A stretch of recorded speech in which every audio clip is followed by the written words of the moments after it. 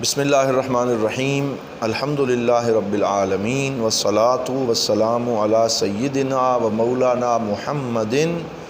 قائد الغر المحجلین وعلی آلہ و اصحابہ و عطرتہ اجمعین۔ بعد از حمد و صلاۃ، معزز سامعین و ناظرین، السلام علیکم ورحمۃ اللہ وبرکاتہ۔ بدایۃ الہدایہ شریف کا 10واں درس ہے اور ہم اس میں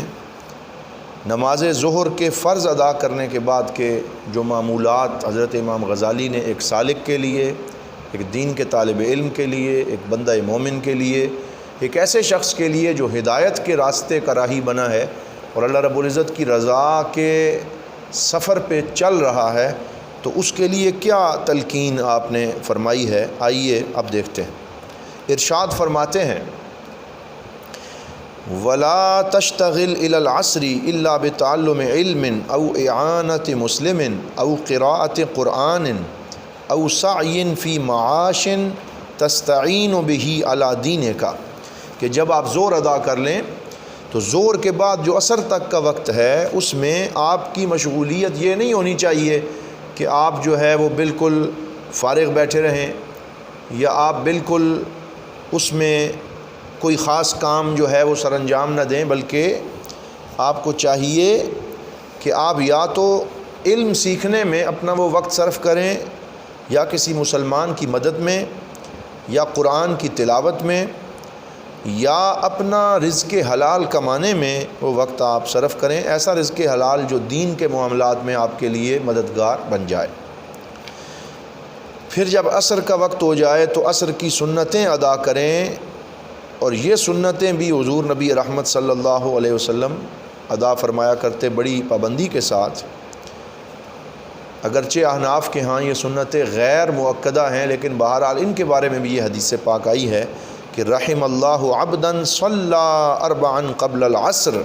اللہ رب العزت ایسے بندے پر رحم فرمائے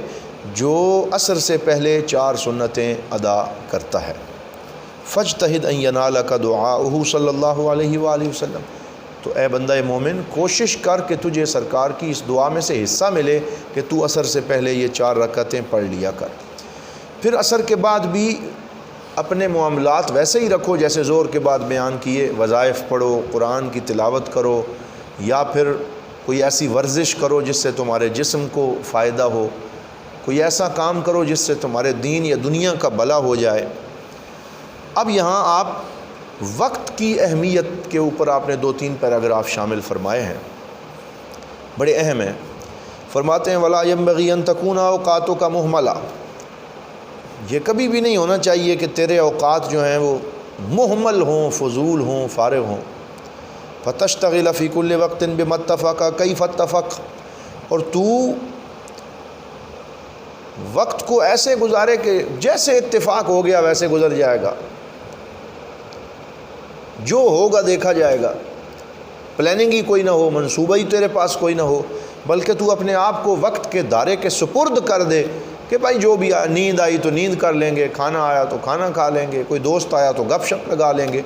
تو اکثر آج کل ہمارے اوقات اسی طرح بڑے غیر مرتب ہیں، اور خوش نصیب ہیں وہ لوگ کہ جن کو اللہ رب العزت نے اپنے اوقات میں ترتیب، تنظیم اور نظم و ضبط عطا فرما رکھا ہے۔ بل ينبغي ان تحاسب نفسک، فرماتے ہیں تجھے چاہیے کہ تو اپنے نفس کا محاسبہ کر، وترتب وظائفک فی لیلک ونہارک، اور اپنے دن اور رات کے اوقات کی ترتیب دے، وتعین لکل وقت شغلا، ہر وقت کے لیے ایک خاص کام متعین ہو، تجھے پتہ ہو کہ فلاں وقت میں تو نے یہ کرنا ہے، فلاں ٹائم میں تو نے یہ کرنا ہے۔ فیہ فبہی تظہر برکت الاوقات، اس طریقے سے اوقات کی برکت تیری زندگی میں ظاہر ہوگی جب تو ٹائم ٹیبل اور جدول بنا کے اپنا وقت جو ہے اس کو خیر کے کاموں میں صرف کرے گا۔ فاما من ترک نفسہ مہملا سدی اہمال البہائم،